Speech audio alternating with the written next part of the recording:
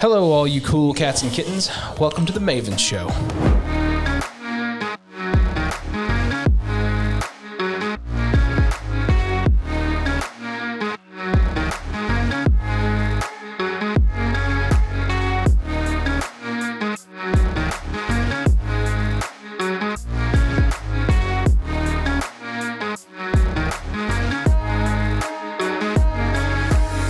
What's up, all you wonderful people out there? This is Aaron Hoffman, along with Josh Malone and Jeremy Brown. The three of us, along with Josh's younger brother, Mark. He's a punk. You know, we wish he was here with us today, but we don't have room for him on the set, so for another time. And one Malone's enough. Whatever. And one Malone's enough. Fair enough. So, all four of us together, we make up Maven Real Estate. So this is our podcast where you can come spend time with us. This is our version of the Wynnewood Exotic Animal, the Greater Wynnewood Exotic Animal Park. This is our version of that. It's like a zoo. Basically.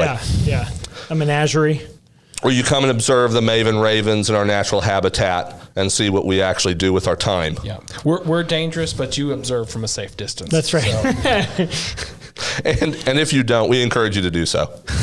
Stay away. You should be cautious. So, obviously not going to be the only Tiger King reference that's going to be made today. But let's not get too far ahead of ourselves. We should start off right off the bat with just discussing a few things about ourselves. I like starting with a question that's a little more intriguing than maybe just a normal, hey, tell me something about yourself, like where you grew up and, you know, something along that nature. It must be great on first dates. It's really exciting. Sure. So, I wanted to pose a question here. Okay. What you got? So, what did you guys want to be growing up, and when did you know that you had failed? I'll let you take that one first, Josh. No, it's all you. And I just say that in the context, it's just like, you know, I wanted to, we do real estate. Now there's this podcast. It's like people are doing all sorts of different things during this quarantine time. That's like things they weren't even doing ever previously. And so we get this idea like, let's start a podcast. Yep. And we talk about some of that, but we see some of the benefits of doing so, but we had no idea we were going to do real estate for the longest time. Yep. So no, totally got dragged into it kind of randomly. When I was a kid, I definitely wanted to be an astronaut when I grew up. I would actually close the door to the closet, dress up in this snowsuit, like this blue kind of striped snowsuit with like a black fur hood kind of thing. Totally. It's totally my space suit.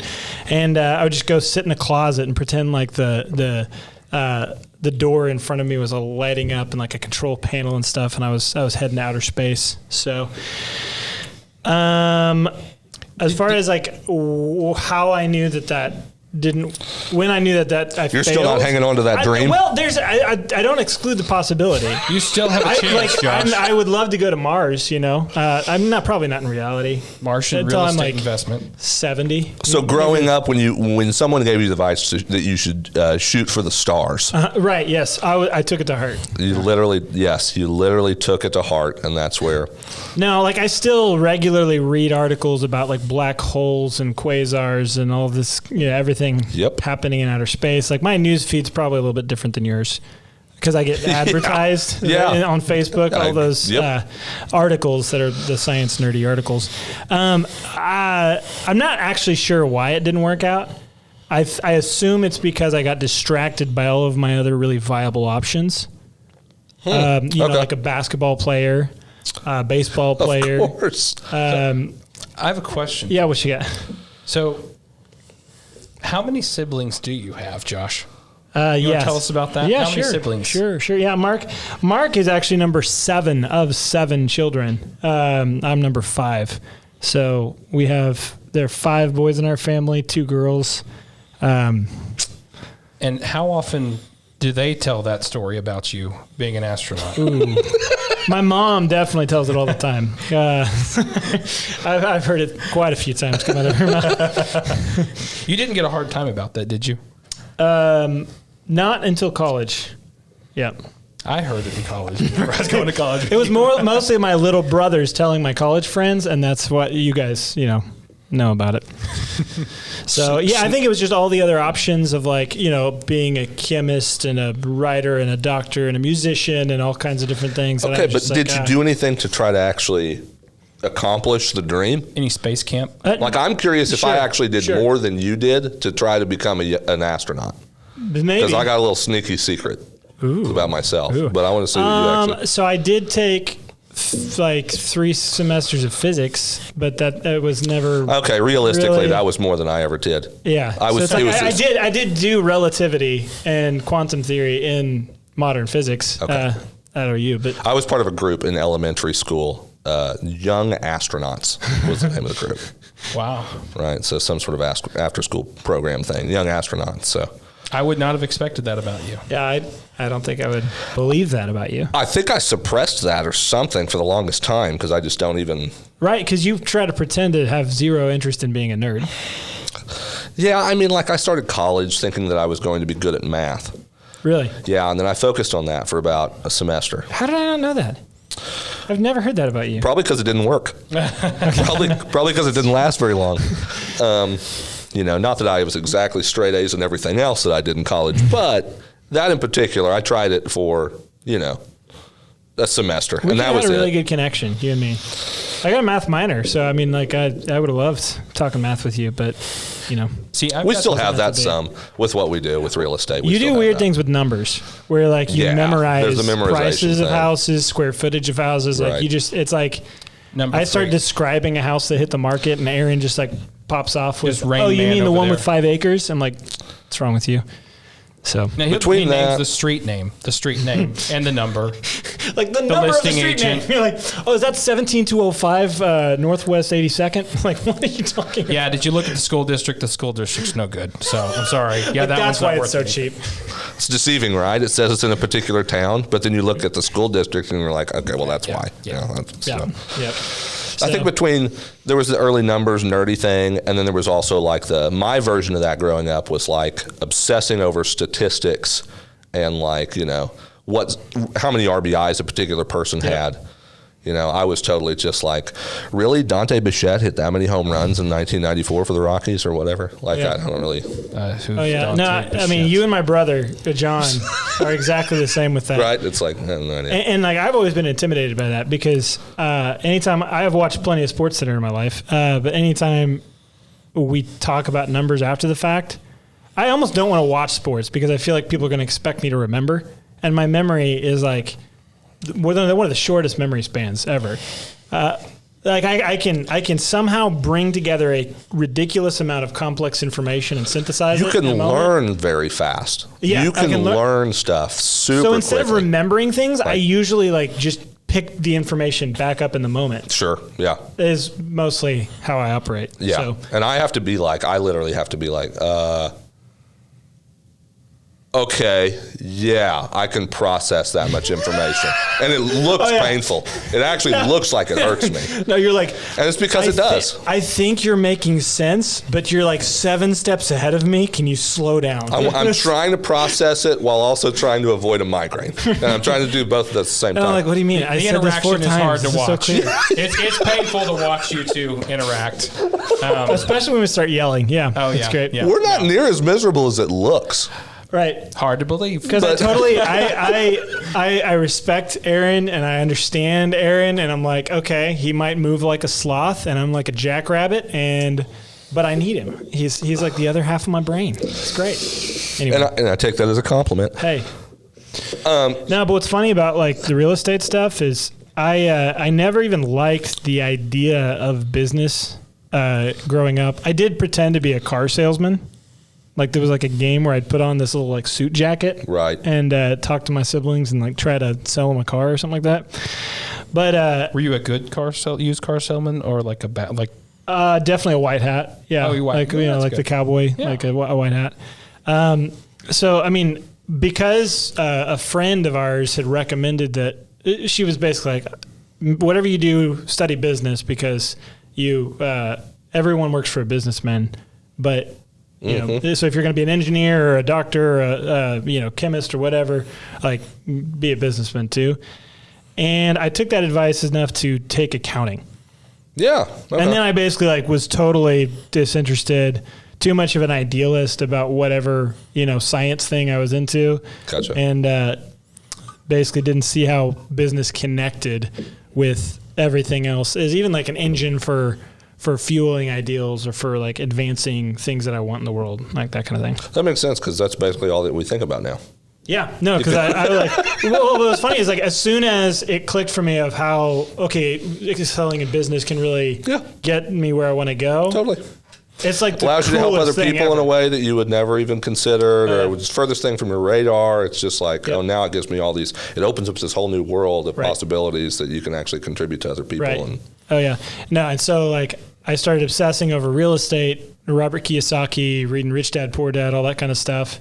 That got me into real estate, business, and then business has been awesome. Like just the most difficult problem I've ever tried to approach and solve.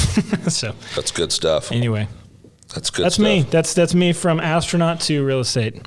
Throw this in there real quick. So you brought up Kiyosaki for everybody keeping up on just like different who you're going to follow for social media stuff for the quarantine or whatever.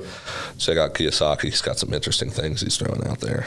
Is this like Twitter? Where do you? Well, everybody has an follow opinion on just like the nature of the quarantine, like what's actually happening with COVID-19 and like why we're getting quarantined and just like all that sort of stuff. Like either take people on like I'm taking it very seriously or other people being like completely dismissive. Like everybody's all over the spectrum when you go and look at like your feed for social media. But he's one of those that I follow for all sorts of other different reasons or whatever. But he started making some comments. I was just like, that's interesting. So I would just, anybody out there, check him out. What's he been saying? Like I know he's been talking about a crash is coming for a long time, which is, happens every 7 to 10 years. But so many people have been talking about that. Right. I think questions surrounding, hey, what's going to happen when like we have a recession or something, right? Which is like, I don't even know that we know if we're there yet. Right. Like everybody assumes it's like right. They over. just assume that this is the thing that's going to and like 40 million people will be in foreclosure by the end of the year or something. It's like what? And it's like we don't know that yet. Like we don't because it all depends on how the response afterwards.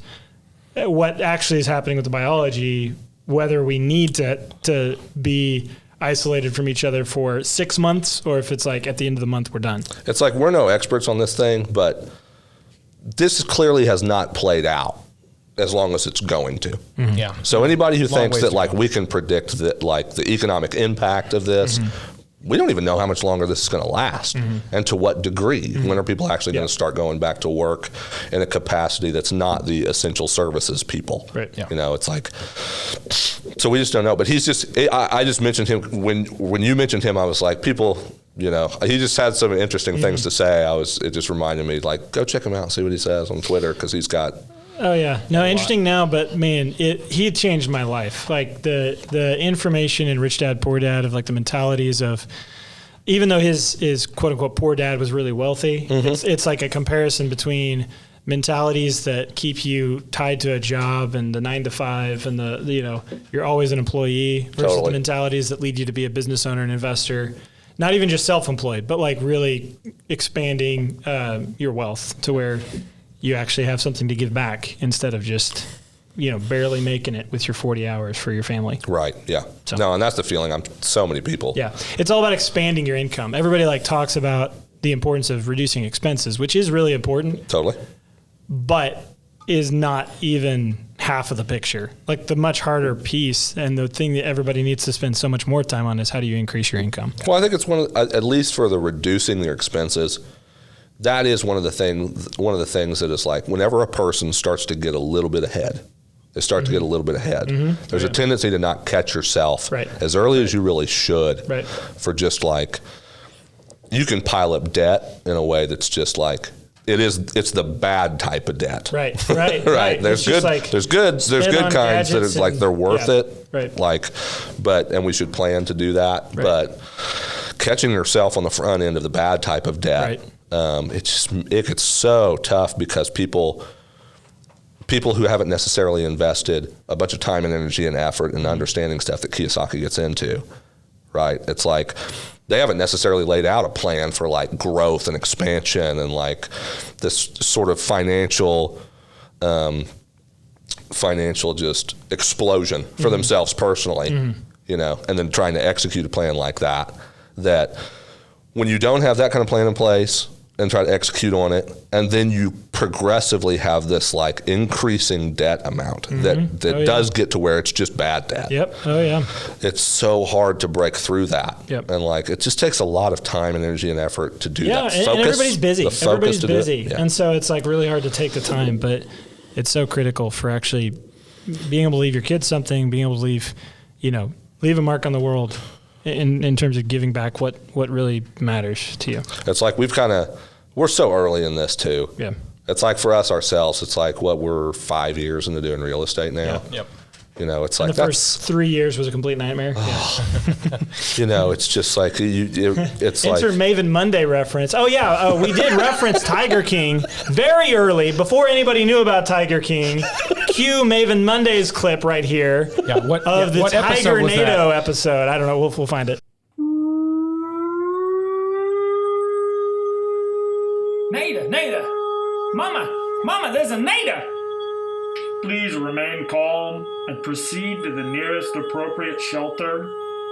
Mama, there's tigers in the Nada, falling from the sky.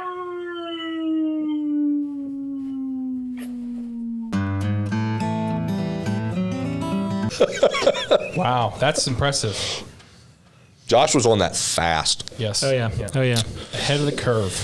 So failed to be an astronaut. Failed to be an astronaut. Perfect. I suck. Jeremy. Jeremy. What about yourself? I did want to say, for me, I would think you and I would be very similar on that because we are both got the nerdy. Openly nerdy. We openly carry it. Yeah. We embrace it. Aaron pretends like it's not true. It's a badge of courage. But that's part of what a Maven is, right? Having the knowledge to be a nerd and all, I mean, that's not everything, but yeah. He has to be a nerd to be a Maven. I think most people are nerdy about something. Something. Yes. Right. Yeah. But the thing that kept me from wanting to be an astronaut for the longest time, I had two fears for a long time that prevented me from wanting to be an astronaut. One of them was a fear of heights. So, which, I don't know.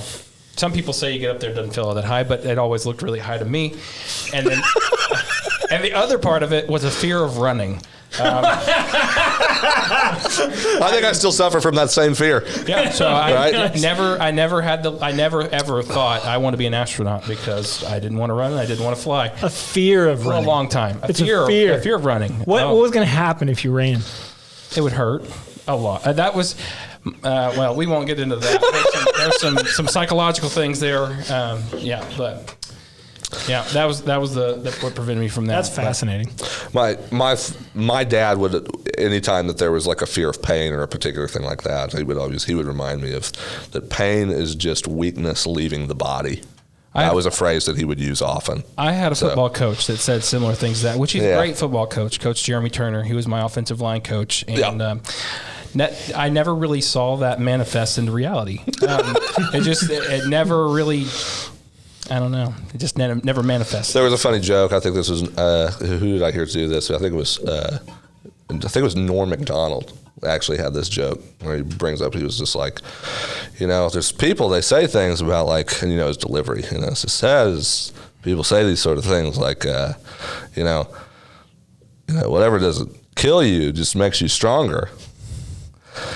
And I disagree with that. See, I think that whatever doesn't kill you makes you incredibly weak. Vulnerable. Incredibly vulnerable.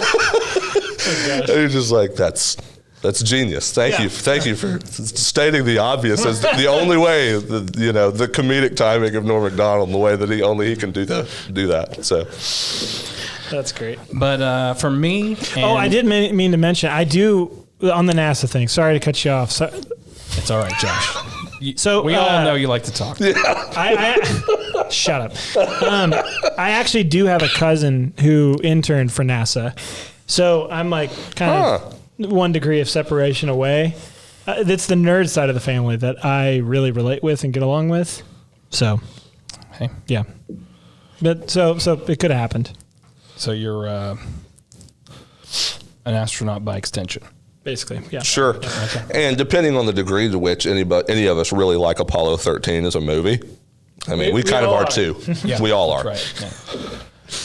Yeah. I don't identify as an astronaut. I just want to be clear. So Too much running. Jeremy, you stated why you would not have. Why I would not be an astronaut. Totally.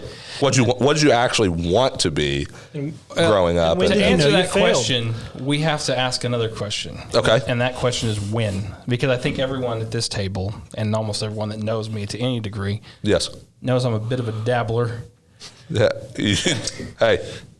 Unashamed. Remember that Unashamed of the time dabbling. you tried out for the OU football team? I never made it to the tryout. Okay, I make it to the proclaimed it to tryout. the universe that I was going to try out for the OU football team. That never happened. So it was part of your affirmations phase? I didn't even know what an affirmation was at the time. I just thought I would say it and proclaimed try it. You know, and I declare. no idea. Didn't know about affirmations at the time, but yeah. But no, the first thing I wanted to be when I grew up was early on. That's had to be like toddler, 4-year-old. Yeah. I really wanted to be a fire truck. Like a truck. The truck, not The actual the truck. object. not the person, the truck. And then at some point in there, you know, I just realized, well, some people might argue with you and say that biologically you can be whatever you want to be. But at some Sure. point it became clear to me that biologically I could not be a fire truck. Okay. Yeah. So, Because since they're not biological. but yeah, I've had a whole smattering of things I wanted to be. At one point in time, I wanted to be a storm chaser. Storm Ooh. chaser was up, which I think every Oklahoman wants to be a storm chaser at some I point never in time. wanted to be a storm chaser. Really? You didn't want to go like look at tornadoes? I might Did have. you not see Twister? Well, actually, no. Have you Never seen Twister. What? Yeah. All right, we're going to stop the podcast now. Josh is going to watch Twister because he's not actually an Oklahoman. Yeah, sorry. Yeah, so I don't know if you I don't can even know how trust- we're going to recover from that. If you've bought You haven't I've seen seen Twister? a tornado. I haven't seen Twister. Still. So you don't even know what Dorothy is. That's a different. You don't know what Dorothy is. Are you talking about the Yellow Brick Road? No. Not Like- quite. Like scientifically, quite. you don't know about Dorothy? No. That's okay. Well, we'll have to fix that soon. Okay. But so I wanted to be a storm chaser. At one point in time, I wanted to be a marine biologist, and then I realized that you had to live near an ocean, and I didn't want to leave Oklahoma, so that didn't happen. By the time I got to college, I thought I was going to be a doctor. I wanted to be a doctor. Okay. Okay. And I took my first lab in college, and I despised it, and I decided that just doesn't fit. Like, that's not going to work. What did you not like about it? The lab? Yeah. I mean, I don't know. It was just not my cup of tea. I don't like. It was.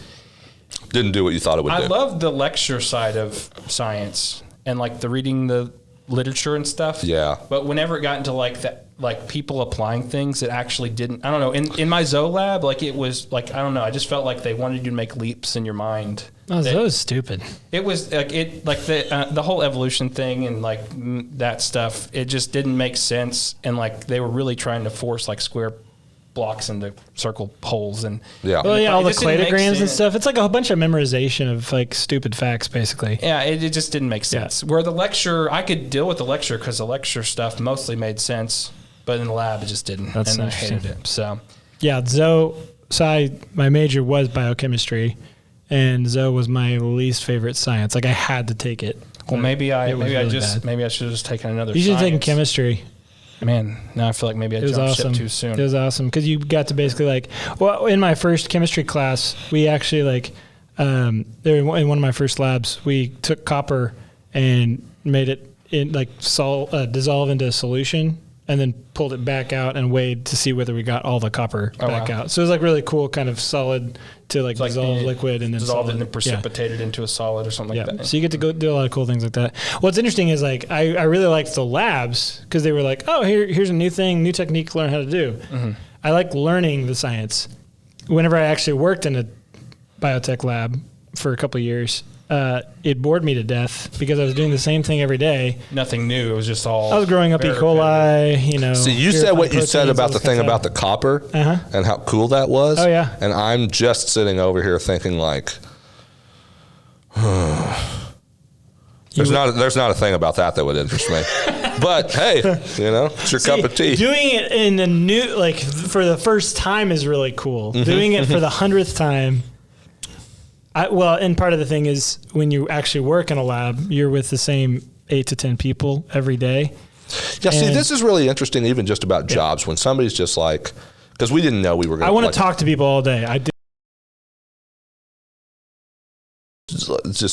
I'll get back to Jeremy in just a second, but the idea that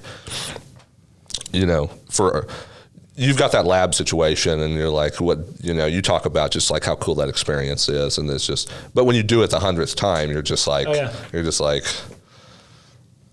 okay, this wasn't what I thought it would be at this point. Right. Mm-hmm. And that's the weirdest thing now with real estate that is totally like, I'm just like, this is I don't even have the thought that it's just like, when is that moment going to happen for me? Right.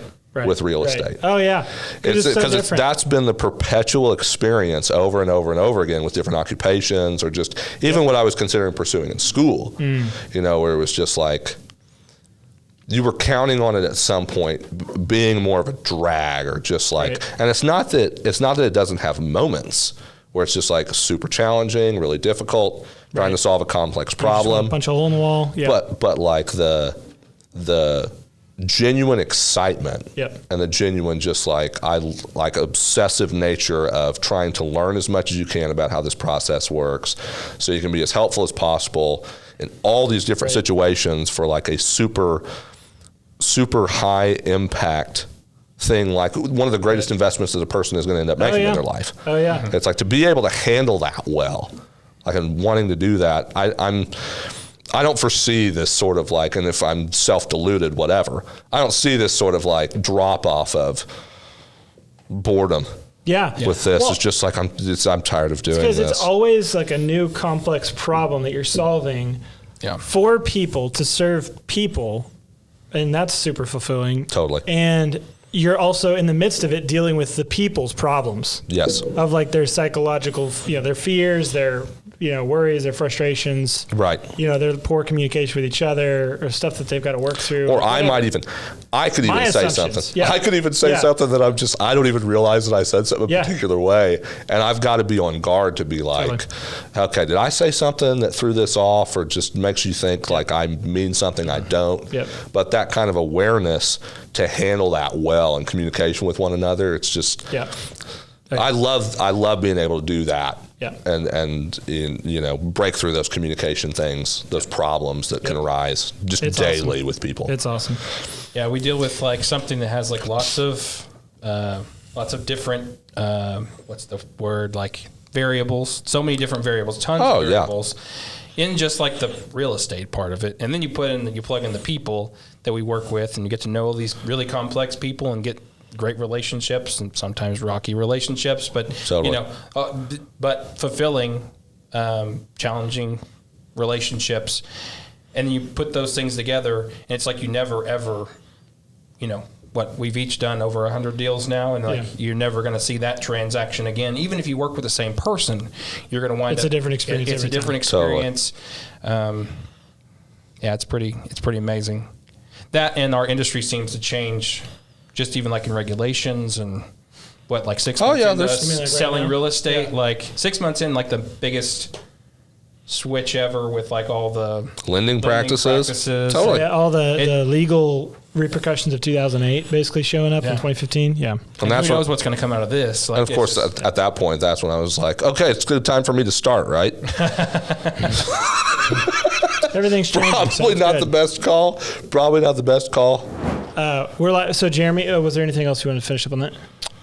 I don't think so. Wanted to be a storm chaser, doctor. Before that, you wanted to be a fire truck. Biologist, a fire truck. At one point in time, I wanted to be a commercial pilot in there. The fear of heights thing changed. Somebody locked me on a roller coaster. My dad forced me on a roller coaster, and that changed the whole height thing. Oh, so then you were no longer afraid, even though you'd been coerced. Yeah. Right. Okay. Well, and then later on, I got over the fear of running. So, but then it came back. If you can ever help me with that, just. Is it a fear or an allergy? I'd like to think that I could get over the fear of running, but Tony Robbins says. Am I kidding? I wouldn't like to think that I could get over that. All right, Aaron. Yeah, Aaron. What So- do you want to be when you grew up? And I was just going to transition into the next thing. No, mine was obviously just like very realistic, professional basketball player. Baby. At some point, Come on. whenever I determine that that's not in the cards for me, I'll let you guys know. So we can start training right now. The time that I decided that wasn't in the cards for me was when I got posterized on by Blake Griffin for the 4th time in the same game. I don't know about your experience with that. Did you, anybody we know that, or people out there would know that you've played against in basketball? You were pretty good in basketball, weren't you? Yeah, I played against Blake. Yeah. Anybody else? Him and Taylor ended my state tournament. They ended the season for us 2 consecutive years. Yeah. Lost to him in the quarterfinals first time, lost to him in the semis the second time. You played with Rodney Clark, right? Mm-hmm. Sure enough, he was a freshman. Guy. Yeah. He was a freshman. Yeah, he actually has the state record for most points in a career. Rodney does. Shout out, Rodney. Verdigris. Yeah. Great dude, too. Yeah. No, super friendly. Great guy. So, but yeah, no, at some point I'll let you know when I give up on that dream. So you might have to fix the whole fear of running. Yeah, you're probably right about that. So you know what, Jeremy, you can help me overcome that someday. So it sounds like that you've defeated that foe. So that means you're ready. Have you got it on your vision board yet? Let's get that picture up there. You know what I don't, but you know what I did have on my vision board. So is this? Yes, vision board. On my vision board. What? Was snacks that I would want if I were quarantined. Well, and that's a great segue, people, into Quarantine 2020 Snack Draft. Yeah, baby. That's right. It's Quarantine 2020 Snack Draft. Snack Draft. Snack Draft. So, listen, we don't want to be insensitive to how hard this dealing with the virus and what different people have had to go through along the way with dealing with this. So It's not what we intend to do by doing so. It's just different people have different ways of coping with stuff like this. Part of the way that we have helped one another with doing so is coming up with an idea like, hey, you know what? Eating. Let's eat. Right. But in that same spirit. Well, because even in the darkest of times, if people lose their humans don't lose their humor. So sure, yeah, I just don't want to. Part of what you don't want to be, minimizing suffering or minimize it, or just make light of something that's serious as this. But it is the kind of thing that's like for us, helping one another get through this time. It's like, hey, it'd be fun. Let's have a snack draft where we pick. Hey, this is the snack I would go to during this quarantine phase. These are my go-tos, given the options that we have before us. So that's what we're going to do. 2020, Quarantine 2020 Snack Draft. Yes, the main event. Time for the main event. Quarantine 2020 Snack Draft. Booyah! All right. Now it's time. Game on. Everybody, maybe you haven't done what Dwight Schrute did. Lock the doors, we're on full quarantine. But nonetheless, right? Maybe you haven't gone to the measure of purchasing your own hazmat suit to all you renters out there, as he references later on in the show. But to that extreme, maybe you have gotten a hazmat suit. Maybe. But now we're going to take this turn, going full quarantine, our own version of Quarantine 2020 Snack Draft. Snack Draft. Snack Draft. So just like anybody else who has been quarantined at their house for an extended period of time, you have to find ways to survive. And one of the most essential pieces to survival during quarantine time, I know for each of us, is what are snacks we're going to have? Very important. Right? And then when we had to set this up, you can't set up a draft like this in a way that's like, when you have a draft like a normal draft, you're not going to have 15 grade A rated players that you can draft from, right? There's got to be some that you're like, hey, trade-offs. You're making trade-offs the whole way. Yeah, listen, it's the kind of thing where at some point it gets to, okay, like he doesn't have a bunch of experience, but he's got some length, he's got some athleticism, he hadn't had a bunch of playing time, but we see this upside, right? We see this upside. Heck of an arm. And then sometimes the draft just gets you, well, we got this pick, and that's what we have. We gotta use it. We got to use it. Nobody's trading for it, so let's just pull the trigger on Joe Schmo here. So we had to set this up in a way where it's like, you can't just have all those A grades. So we've got like different categories of snacks here. We've got like chips, cookies and cakes, candy, ice cream, and cereal. Right, different categories for snacks. And we have 3 snacks to choose from that we classified as either like a grade A, a grade B, or a grade C. So we'll have that, we have all those different categories to choose from, and we can each pick from anywhere within these categories, right? But I'm just really glad I'm not on keto during quarantine. Oh, can you imagine? Oh my gosh. Yeah, I don't think any of these would fit on my diet. Well, that's going to be something that I know that we're going to try to. We are definitely going to help out our local businesses after we get out of quarantine regarding restaurants that have been struggling. Gracious, yes. That's one of the first things that we're going to do. Neighborhood when all this Jam, I'm coming for you. On the other side of this, we're going to go to Neighborhood Jam. A bunch of other places that are fantastic around here. So to get us started. All right, so once a snack's been selected, it's no longer available to be chosen. Correct. And so basically it's going to be pretty cutthroat here. Yeah, so Jeremy, we're each going to be able to pick 5 snacks, right? So Jeremy's going to get us started. His first for quarantine 2020 snack draft, the snack that of these that we've pre-selected to choose from. The number 1 pick in the 2020 draft. Number 1 pick on the clock. How long do I have? Jeremy. 10 seconds. Well, for one, I just want to say there is a lot on the line here. We're talking about sanity during a quarantine. If you wind up with the wrong food,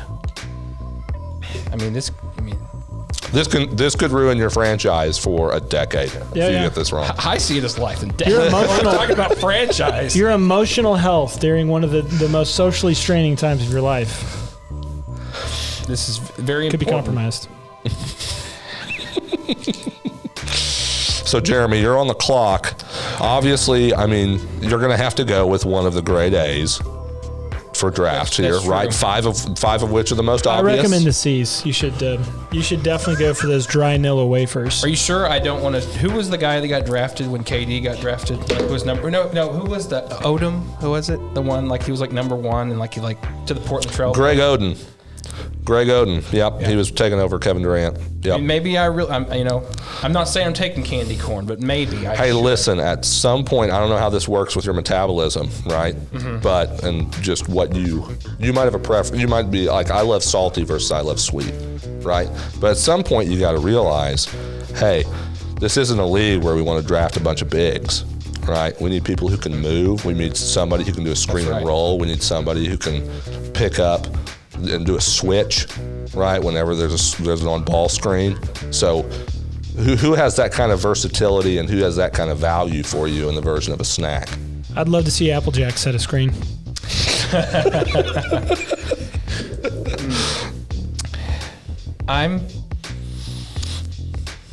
I don't really know if he's how versatile this person is. Sure, whatever. But sure. I'm taking Oreos and milk off the board. Oh no! My wife said that I had to get Oreos and milk. That was the number 1. And this is a reality. This has been a part of our staples. It's a staple at our household is the Oreos and milk. All right, my next. That was a good pick, Jeremy. It's a good decision. That is Oreos and milk. Oreos and milk has got to be one of those where you're just like, this guy really can't fail. He just cannot fail. Worst case scenario, he's going to make a couple all-star teams. Mm-hmm. He can dunk, but he can also, he's got a good, jump shot. He can hit it from the, what is that, the top of the key, I don't know basketball. How far away can you throw your Oreo in and land it in your cup of milk? I'm not going to risk that kind of thing. What are we talking about here? Okay, so what kind of milk? Is it skim milk or whole milk? What are we doing right now? Definitely whole. Yeah, Skim. I'd go raw. Yeah, I mean, we definitely have raw. But if we can't get the raw, if we can't make it down to Stewart's Dairy, of course, Brahms. Sure. Brahms milk. Sure. We do a lot of Brahms whole milk. So great decision, great pick. Josh, you're up. Ooh, man. Okay, so this one, when we described it yesterday, when we were picking them, literally sent a shiver up my spine at the thought of how wonderful it is. I didn't know you're getting. Oh, yeah. I didn't know you're getting. So, pick number 2 goes for Reese's Peanut Butter Cups. I could eat those in any and every form that you could ever imagine. Like, give me them in ice cream. Yes. Give me them in a smoothie. What's your favorite, what's your favorite way to consume a Reese's Peanut Butter Cup? I actually think there's a right answer. Slowly. Oh, slowly, seductively. Licking the outside. Okay, let's not talk about licking here. I know. One way I'm never going to consume a Reese's Peanut Butter Cup is thinking about the way he would eat it. That would actually stop me full tilt from being able to digest the thing. Have you noticed? I'm so excited. Okay. Have y'all Where tried? are the Reese's Cups? Why do we not have them here? On the Reese's Cups, have you tried, there's the holiday version? So there's right now there's the little Easter egg. Mm-hmm. Sure. There's the pumpkins and the Christmas tree at Christmas. Yep. For some reason, the proportions on those are just astronomically They're really better. fat.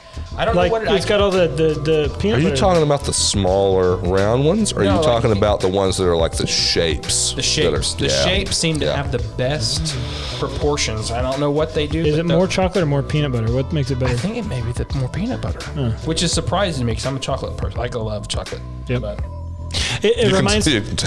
So part of the reason probably I'm over here psychoanalyzing myself as we talk. Part of the reason probably why I like it so much is my dad would eat a bowl every night. It was every night. It was a family emergency if this wasn't at home. We didn't have these things in stock. Yes. He would eat a bowl, a very large bowl of vanilla ice cream, Brahms vanilla ice cream. Yes. With chocolate sauce and peanut butter.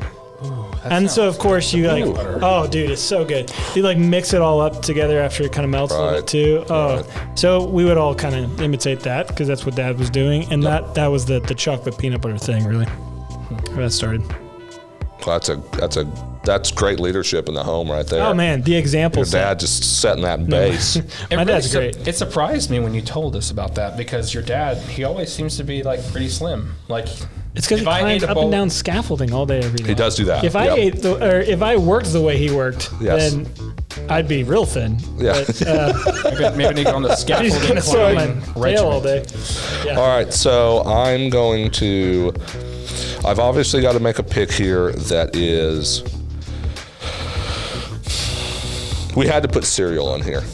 I mean, there are a bunch of people who think that's a breakfast, that's not a snack. Everybody knew your first pick was If you cereal. don't think that cereal is a snack, then You've never seen Aaron Hoffman after 11 o'clock at night. well, I just kind of pity you.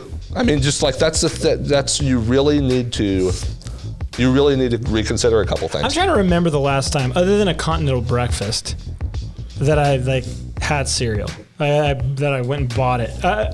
I don't know if since we've been married we have bought cereal.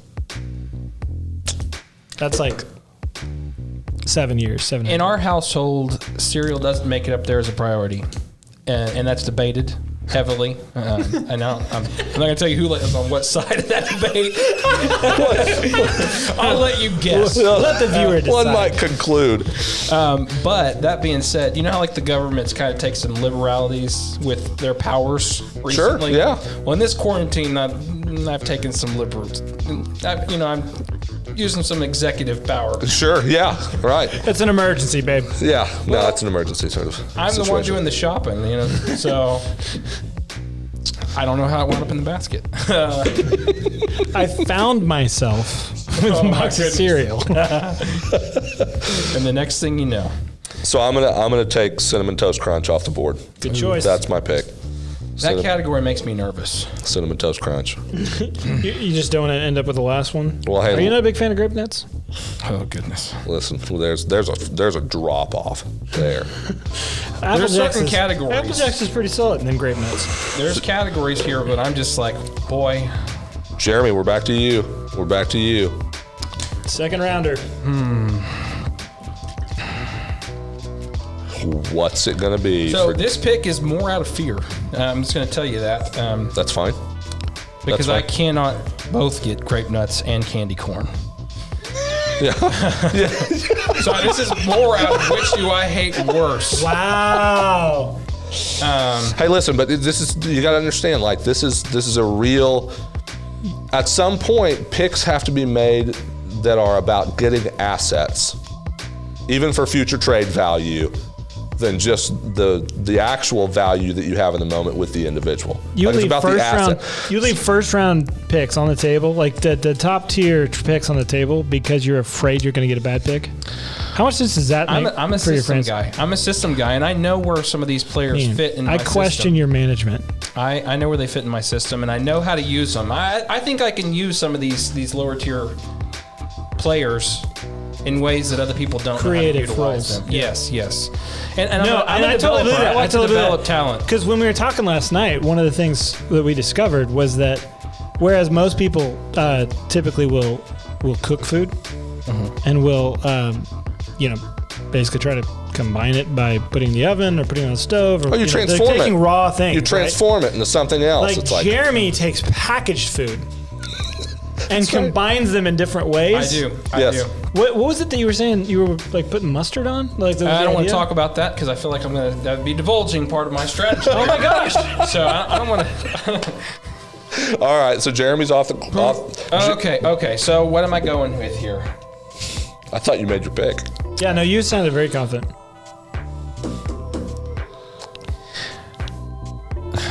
This is a controversial pick, but I'm going with Apple Jacks. Man. Yeah. Okay. Man. Yeah.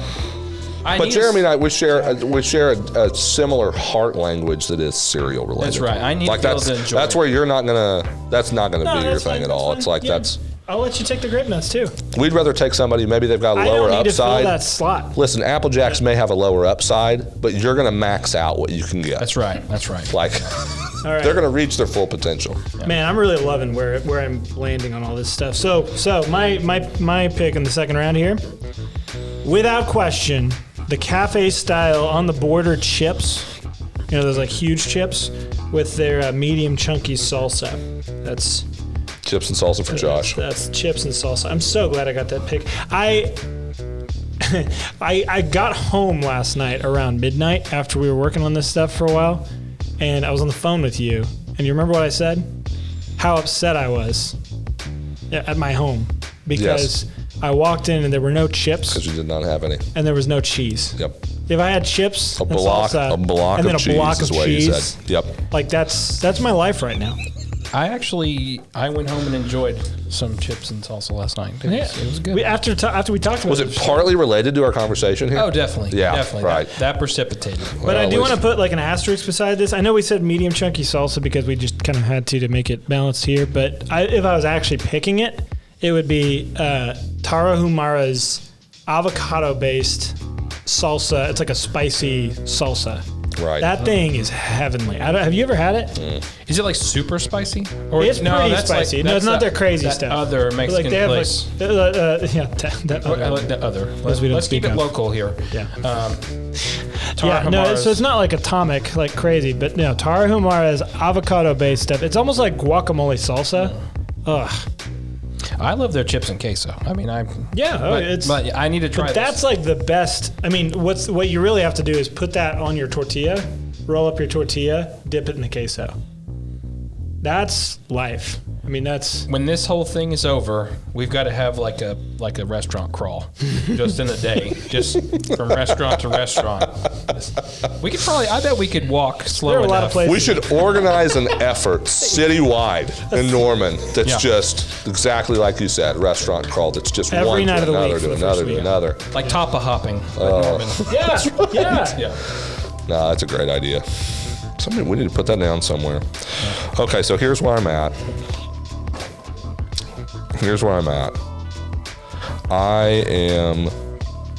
I'm going to take Brahms chocolate chip cookie dough ice cream. Saw that one coming. Brahms chocolate chip cookie dough ice cream. It's good stuff. That's a classic American pick right there. So, it's I mean, it's the go-to, it's the default, it's what every kid wants, cookie dough, right? And not only is there there's cookie dough in the ice cream, wonderful. As a child, I had no problem with just sleeve of cookie dough. Mm-hmm. I just scarfing that thing down, cut some pieces out, just eat it.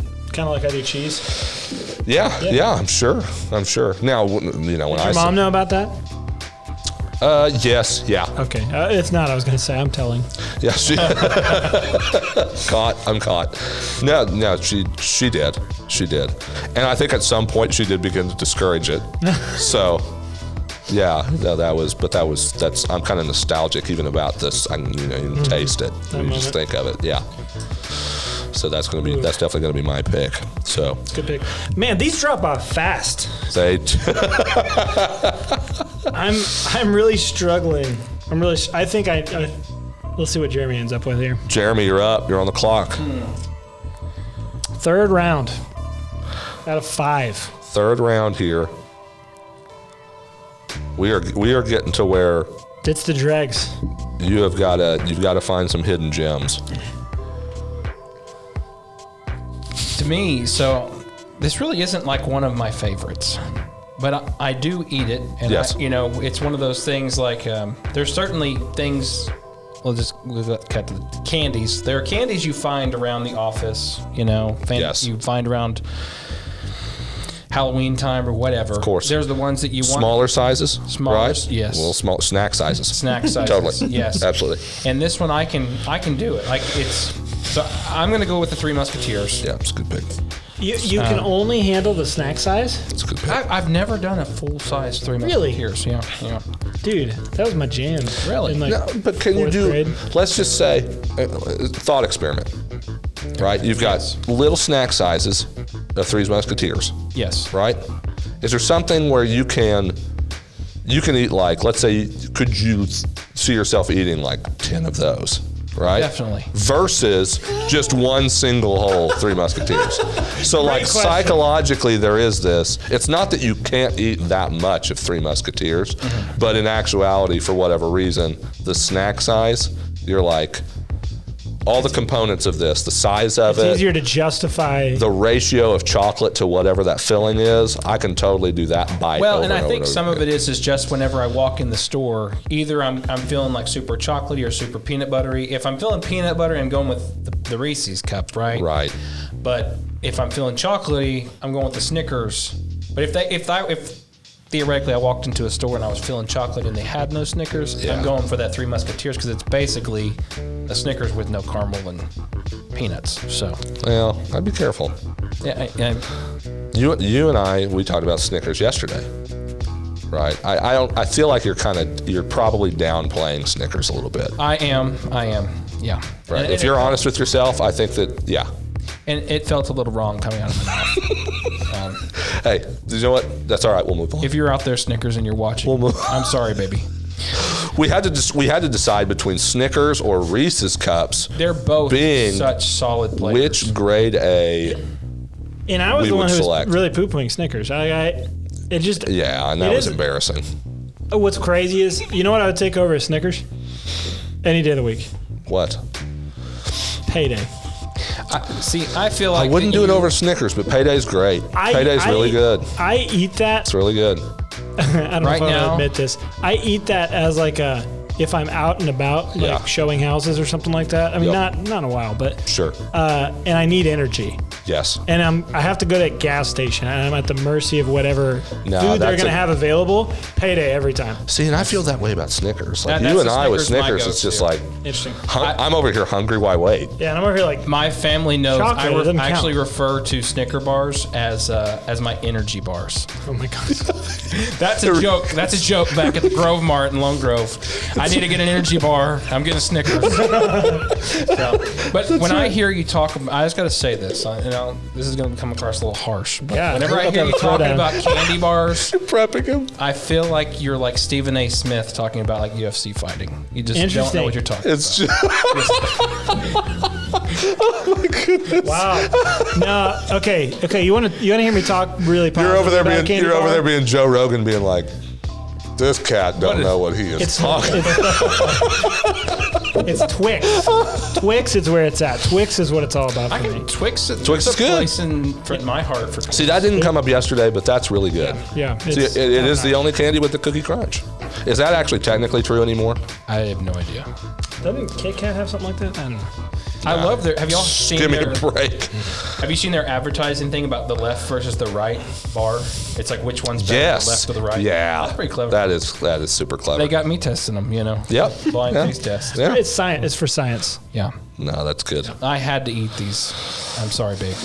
Hey, thanks for checking out part 1 of this episode. Be sure to check out part 2 for the conclusion. And make sure you like, share, subscribe, and leave comments about the show.